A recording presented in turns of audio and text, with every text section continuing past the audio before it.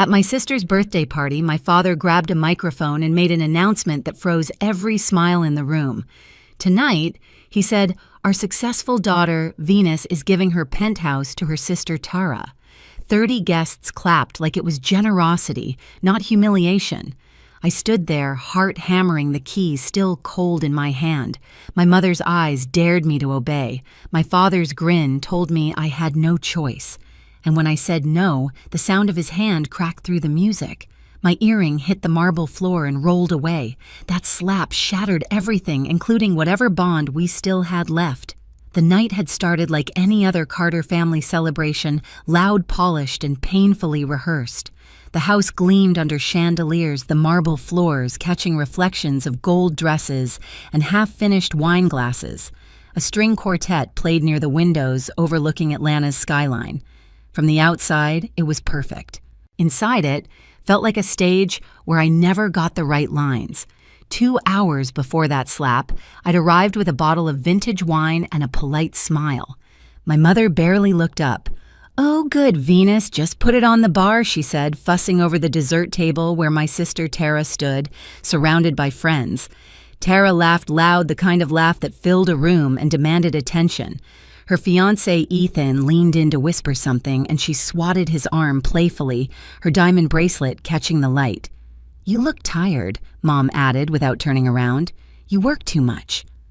"I lead a company," Mom, I replied softly. "It's supposed to be work." She hummed, distracted. "You should think about balance. Maybe help your sister get back on her feet. She's been struggling." That word struggling had become the family's excuse for everything Tara did. For years, she'd floated from one failed project to another, cushioned by my parents' endless support. Meanwhile, every time I achieved something, the applause was muted, followed by reminders to stay humble. I greeted relatives and family friends, the usual crowd who thought they knew us. Aunt Nancy pinched my cheek, still treating me like I was 12. "Still single?" she asked with a smirk. "All those degrees, all that success. But no man yet," I smiled thinly. "No, Aunt Nancy, no man yet." Her husband, Uncle George, raised his glass. "Maybe if you stopped being so intimidating, sweetheart." "Men don't like that." Their laughter scraped my nerves. I found a quiet corner near the bar, pretending to check emails. Across the room, Tara basked in compliments. "She's such a free spirit," someone said, "not tied down like Venus." "Yeah, another added money isn't everything." I sipped my wine and swallowed the bitterness burning up my throat.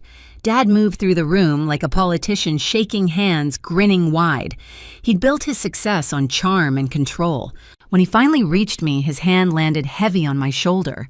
"You proud of your sister tonight?" he asked. I forced a smile. "Of course." He leaned closer. "You've done well for yourself. Maybe it's time you shared that good fortune. Family takes care of family." His tone wasn't a suggestion. It was a command wrapped in affection. I nodded, pretending to listen as he walked away to refill his drink. My pulse quickened. There was something in his voice, final rehearsed dangerous. The music swelled. People gathered for a toast, and I caught Tara's eyes. She looked almost nervous, almost guilty. Then Dad raised the microphone, and I knew. The night was about to turn into something none of us would forget. The sound of the microphone feedback cut through the laughter like a knife. Conversations stopped, glasses lowered. My father stood in the center of the room, his posture proud, his voice dripping with performance. "Tonight," he began, "we celebrate family generosity and the bond that keeps us strong." I already hated where it was going. I'd seen that gleam in his eyes before, right before he announced something that benefited everyone but me. He turned toward me with a smile that didn't reach his eyes. And what better way to show that bond than a gift from one sister to another? Our hardworking Venus has decided to give her penthouse to her sister Tara. The room erupted in applause and gasps. Some clapped out of shock, others because that's what you did when the patriarch told you to. Cameras flashed. Someone shouted, "That's incredible!" I froze, glass still in my hand, my smile stiff. For a second I thought I'd misheard, but then Tara covered her mouth in mock surprise. "Dad really," she said, voice trembling just enough to sound sincere. My mother dabbed at the corner of her eye, whispering, "This is so beautiful." My stomach twisted. I could feel 30 pairs of eyes turn toward me, waiting for me to nod and play along. My father extended his hand expectantly, his palm open like a demand. "Come on, sweetheart," he said into the mic. "It's only fair. Your sister's been struggling. You can always buy another one." Something in me snapped. The years of silence of smiling through their favoritism of writing checks and never being thanked, they all collided in that moment. I set my wine glass down the stem, trembling slightly in my fingers. "No," I said. My voice wasn't loud, but it was clear. The sound sliced through the applause like glass shattering. My father blinked, confused at first, as if the word didn't register. "What did you say?" I straightened my back, the weight lifting off my shoulders with every syllable. I said, "No, I'm not giving away my home." A ripple of whispers spread through the crowd. Aunt Nancy's mouth dropped open. Uncle George muttered, "Ungrateful." My mother's voice cut through them. "Venus, don't do this. You're embarrassing us." I turned to her. "I've supported this family for years. I paid for half of this party, the wine, the chef, everything. But this is mine." Tara's eyes glistened fake tears. "Venus, please, it's not like that." But it was exactly like that. My father's smile vanished. His jaw locked tight, microphone still in hand. "You're defying me," he said. Stepping closer, his voice dropped low, but the room was so quiet everyone heard it. Before I could move, his hand came fast and hard. The sound echoed. My head snapped to the side, my skin burning. My earring flew off, rolling across the marble floor until it hit the leg of a chair. The room gasped in unison. No one moved. Not a single person stepped in. I straightened slowly, touched my cheek, and looked at him. He waited for me to crumble to cry to apologize. Instead, I picked up my earring and whispered, "Happy birthday, Tara." Then I walked away. The hallway outside the banquet room was colder, quieter, like the air itself refused to carry the noise from inside. My cheek still burned my skin hot against the chill marble. I pressed my hand to it, half expecting to see his fingerprints branded there. Behind the closed doors, the music had started again, a desperate attempt to pretend nothing happened. That was my family turning shame into background noise. I walked faster, heels striking the floor in steady rhythm. I wasn't running. I was done running. In the reflection of a glass console, I caught my face. Calm, detached eyes hard. That calm scared me more than the slap, because it meant something inside me had gone still, like a lake right before a storm. I reached into my clutch and took out my phone. One tap. That's all it took. A single button glowing blue. I stared at the screen for a second, then locked it. No one inside knew what that button meant, but I did. It wasn't rage driving me. It was precision. Months ago, my best friend Kayla had warned me, if they cross that line again, don't argue. Just call her. Grandma's the only one they fear. At the time, I'd laughed. I can handle them.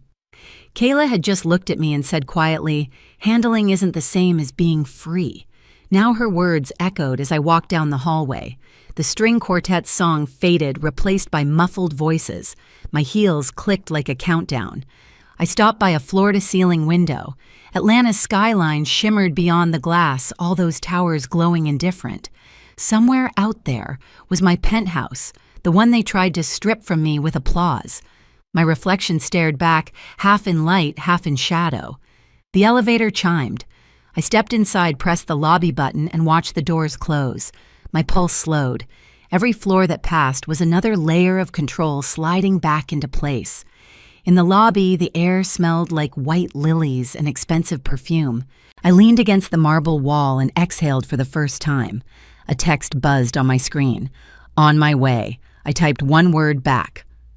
Then I turned my phone face down, slipped it back into my clutch, and walked toward the glass doors.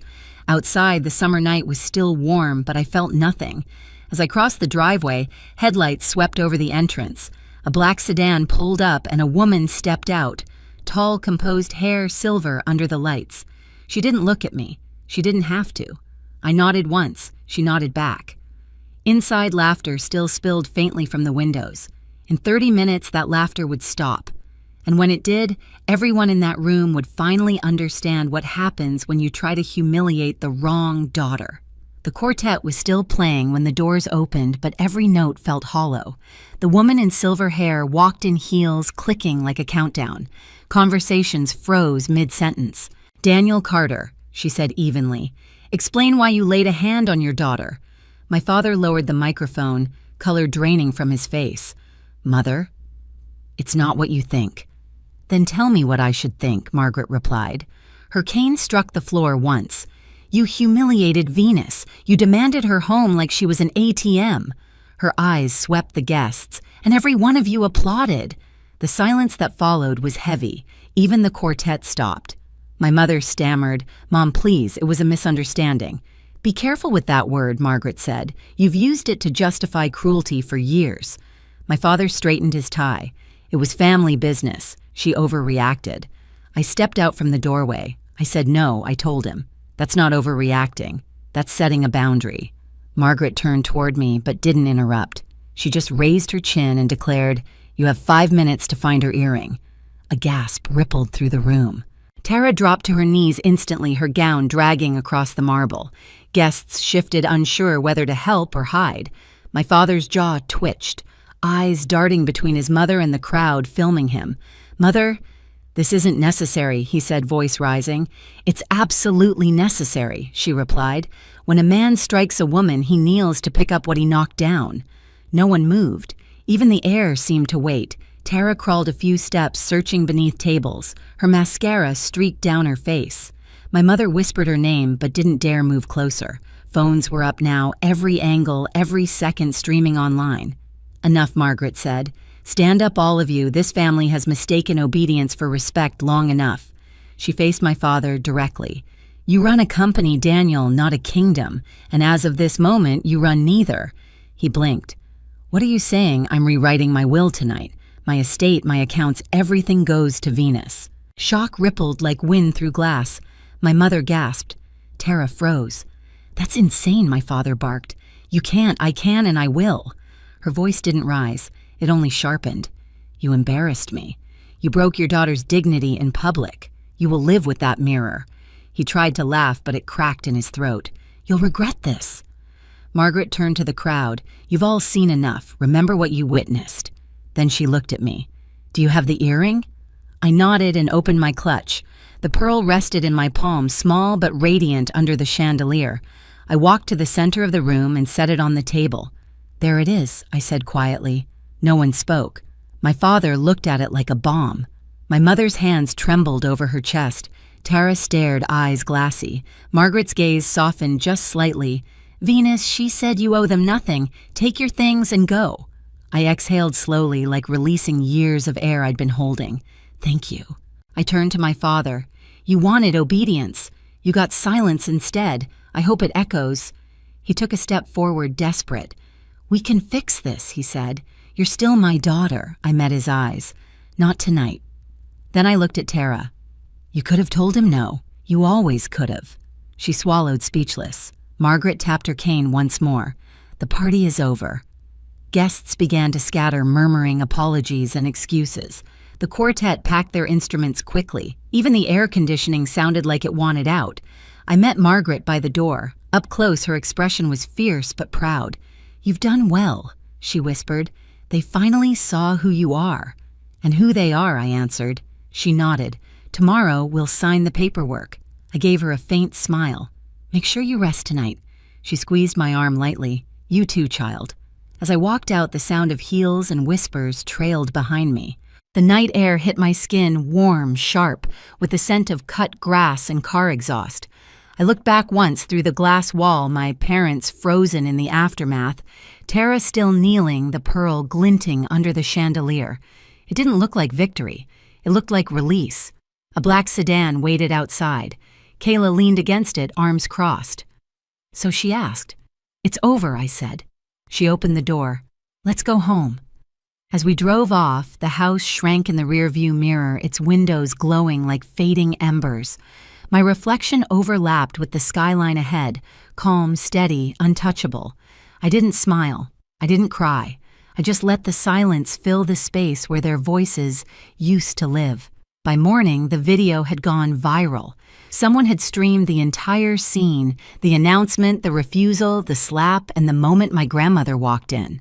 It spread across every platform with captions like, "Father slaps daughter over penthouse gift," and "Family party turns into public meltdown." Reporters camped outside my parents' house by noon.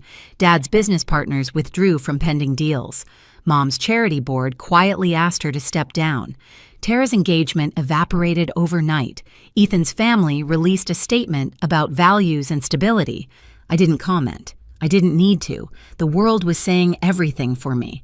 In my penthouse, morning light stretched across the floor to ceiling windows. Kayla scrolled through her phone, shaking her head. They're trending, and not in a good way. I poured coffee, the smell filling the quiet. They wanted attention, I said. Now they have it. She looked up at me cautious. "Do you feel better?" I thought about it. The ache on my cheek had faded into a ghost of heat. "No," I said. "Not better. Just done." A new email blinked on my screen from Grandma Margaret. Subject finalized. "Body, the paperwork is complete. Everything is under your name now. Rest."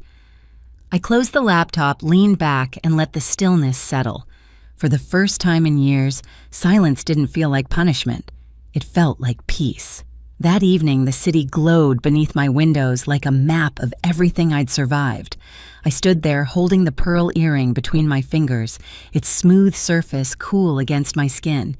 Then I fastened it back into place. The reflection in the glass looked like someone I finally recognized. People think revenge is loud, that it burns and destroys. They're wrong. Real revenge is quiet.